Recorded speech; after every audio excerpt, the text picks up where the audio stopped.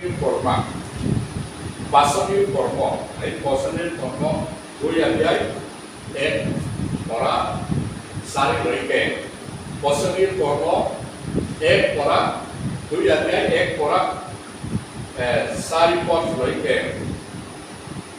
50 দিনীয়া পূৰ্ব উপাসিক কালত দেওবিলাক সকলোৱে একেলগে এঠাইত গোট খাই আছিল সেই সময়ত অতিশয় বেগেৰে যোৱা বৰ বতাহ নিচিনা এটা শব্দ আকাশৰ পৰা অকস্মাতে আহি যি ঘৰত তেওঁবিলাক বহি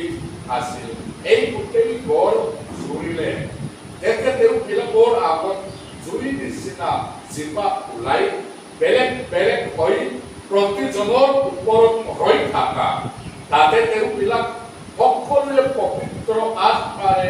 পৰিপূৰ্ণ হৈ আত্মাই ক'বলৈ ইয়াৰ দৰে আন আন ভাষাৰে কথা ক'বলৈ